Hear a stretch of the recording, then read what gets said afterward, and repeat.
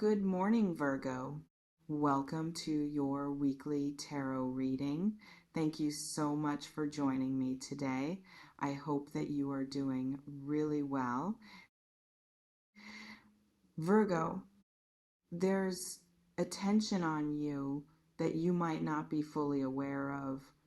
Not in a creepy way, not stalker energy, but someone noticing you, paying attention in a way that's more than casual, observing how you move through spaces, how you interact, how you carry yourself when you think no one's watching. And that observation, it's creating something in them, interest that's building, curiosity that's deepening, the sense that there's more to you than surface presentation, and they want to know what that more actually is. Maybe you've noticed them peripherally. Maybe you've had brief interactions that felt slightly charged in ways you couldn't quite name. Maybe there's been eye contact that lasted a beat too long to be accidental. Or maybe you've been completely oblivious, too focused on your own life, your own concerns, your own inner world to register that someone's been tracking you with more than passing interest. Either way, something's building. And it's reaching a point where internal processing might translate into external action. Have you noticed anyone whose attention feels different lately? Think about it before you dismiss the possibility. Because here's what watching you actually means in this context. It's not just physical observation. It's someone trying to figure you out, trying to assess whether you're available, whether you'd be receptive, whether making a move would be welcomed or would create awkwardness. They're reading signals, noticing whether you seem open to connection or closed off, observing how you interact with others to get clues about how you might interact with them, trying to gauge your interest level before risking vulnerability. And that assessment process, it takes time. It creates delay between when they first noticed you and when they actually do something about it. Because most people don't just immediately approach someone they're interested in. They hesitate. They overthink, they build courage, they wait for right moment that might never actually arrive if they're waiting for perfect conditions. So if someone has been watching, if they have been building interest, if they are considering making move, they're probably also fighting internal resistance, talking themselves in and out of it, creating and then dismissing strategies for how to approach you. And that internal battle, it might be reaching resolution, reaching point where not making move becomes more uncomfortable than the risk of making it. Does knowing someone might be wrestling with approaching you change anything? Notice what shifts when you consider that possibility. Because let me be specific about what about to suddenly make a move might actually look like. It's probably not going to be dramatic, probably not going to be movie scene romantic gesture, probably not going to be perfectly executed approach that sweeps you off your feet. More likely, it's going to be somewhat awkward, slightly nervous, not quite as smooth as they planned in their head. Maybe they finally start conversation in context where you've been near each other repeatedly. Maybe they ask question that's pretense for establishing connection. Maybe they make comment that's testing whether you're receptive to engagement. Or maybe it's digital message request, DM that references something specific about you that shows they've been paying attention. Connection request, that's first step toward more direct communication. Or maybe it's through mutual connection. Asking someone you both know about your availability. Trying to engineer situation where interaction happens more naturally, whatever form it takes, it's probably going to require you to recognize it as move and respond accordingly. Because subtle approaches only work if the person being approached picks up on what's actually happening, how good are you at recognizing when someone's interested? Assess your track record honestly, because here's what you need to understand about your role in this.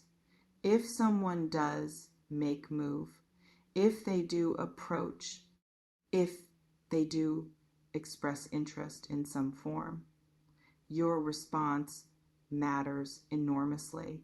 Not just whether you're interested back, but how you handle the vulnerability of someone putting themselves out there. Because approaching someone takes courage. Expressing interest creates risk.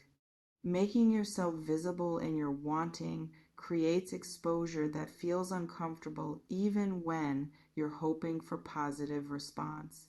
And if your response is dismissive, mocking, or cruel, even unintentionally, you damage not just that potential connection, but that person's willingness to take risks in the future. So even if you're not interested, even if the timing's wrong, even if they're not what you're looking for, kindness matters. Respect for their courage matters. Handling their vulnerability with care matters. Not because you owe them relationship, but because you owe basic human decency to anyone brave enough to be honest about their interest. Can you commit to receiving any approach with kindness, regardless of your interest level?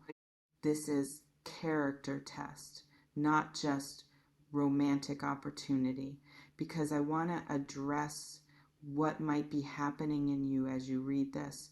Part of you might be excited, might be hoping this is true, might be ready for new connection after a period of being alone or in situations that weren't serving you.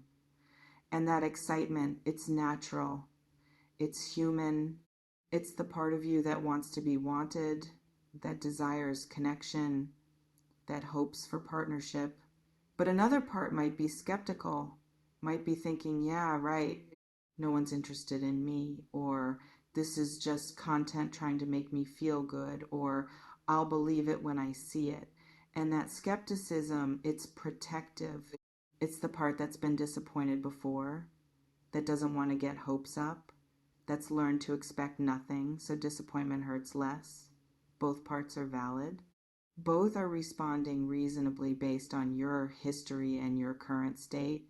But if you let skepticism completely close you off, if you're so defended that you can't even notice when someone is interested, if you've built such thick walls that subtle approaches can't penetrate, then you might miss this, might overlook the interest, might not recognize the move when it happens because you've convinced yourself it won't happen. Which part is louder right now, hope or defense?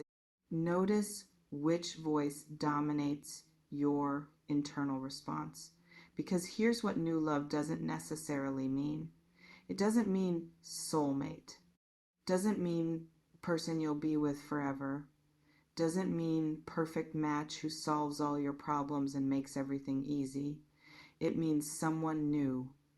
Someone you haven't been entangled with before. Someone who doesn't carry history with you.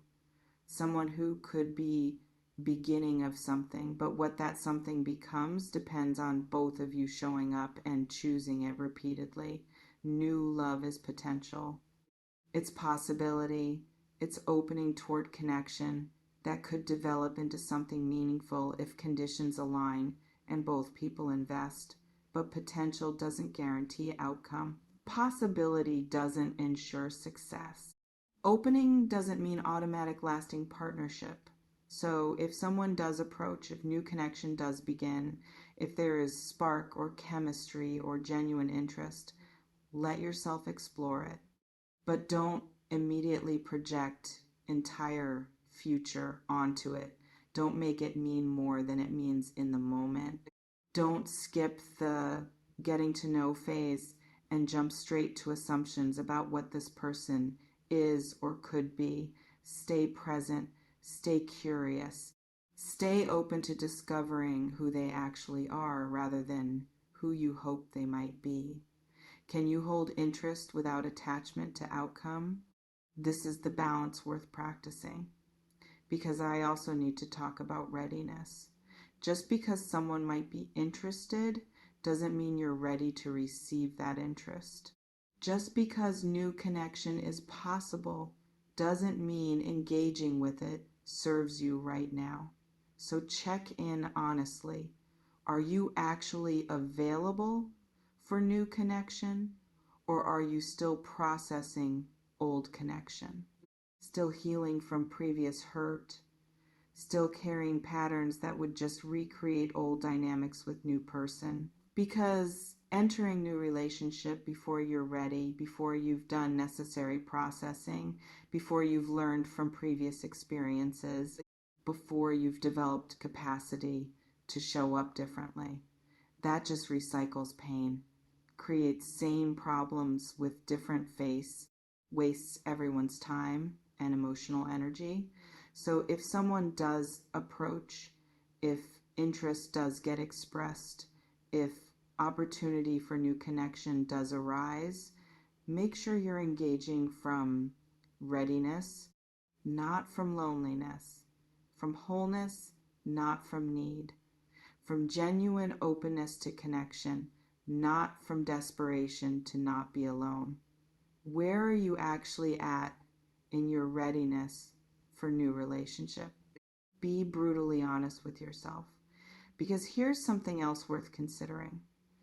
What if the person watching you, the person building courage to approach, the person about to make move, isn't who you expect, isn't your usual type, doesn't match the picture you've been carrying about what your person should look like or be like or do? Will you dismiss them before giving them fair chance? Will you overlook genuine compatibility because packaging isn't what you imagined? Will you miss good connection because it doesn't match fantasy? Because sometimes the right people show up in unexpected forms. Sometimes the person who could actually be good for you looks nothing like what you thought you wanted. And if you're too rigid in your criteria, too attached to specific characteristics, too convinced you know exactly what you need, you might reject exactly what would serve you just because it doesn't match preconceived notion. So stay flexible, stay open to being surprised, stay willing to explore connection even when it's not with person you would have chosen based on superficial preferences. Can you be open to unexpected right person? Examine whether your criteria is helping or limiting you. Because I want to prepare you for possibility that this doesn't happen, that there's no dramatic move, no sudden approach, no new love sweeping in to change your life. Maybe the person loses courage. Maybe timing doesn't align. Maybe they misread your signals and decide not to risk it. Maybe they get involved with someone else before making move with you. Or maybe I'm reading energy that's present but not yet strong enough to manifest. Maybe there's interest building, but it's still weeks or months away from translating into action. If that's what happens, if this doesn't materialize in immediate, obvious way, don't let it become evidence that you're unlovable or that good things never happen for you or that you're doomed to be alone. Sometimes timing is off. Sometimes people stay stuck in their own fear. Sometimes potential doesn't actualize for reasons that have nothing to do with your worth. And that's okay. That's just life being complex and unpredictable and not conforming to readings or hopes or preferences. Can you hold possibility without making its non-manifestation mean something terrible about you? Practice that now, Because ultimately, here's what this comes down to. There might be someone who's been noticing you, who's building interest, who's working up courage to approach. And if they do, if they make themselves vulnerable by expressing that interest, if they take risk of reaching out, you get to decide how to respond based on your actual interest, based on your actual readiness, based on your actual assessment of whether exploring connection with this person serves you, not based on loneliness, not based on flattery, not based on relief that someone wants you, but based on genuine interest, genuine availability, genuine sense that this could be worth exploring. And whatever you decide, interested or not, ready or not, open or closed, decide it consciously, decide it from your center, decide it knowing that you are honoring yourself first. Because new love, real love, healthy love, it doesn't require you to abandon yourself. It doesn't ask you to compromise your clarity. It doesn't demand you say yes just because someone's interested. It invites you to explore mutual interests between two whole people who are both choosing from readiness rather than need. So if someone approaches, meet them there as whole person, as someone who's clear about what they want and what they're available for. And if no one approaches, if this energy doesn't manifest in an obvious way, if the new love stays theoretical, keep being yourself, keep living your life, keep building wholeness that makes you good partner when right person does show up. Because love worth having doesn't require you to wait desperately. It asks you to live fully so that when it arrives, you're actually ready to receive it well. Are you living like someone who's ready, or are you just waiting? That's the real question. Answer it through how you're actually showing up in your life. Love finds people who've stopped desperately searching and started genuinely living.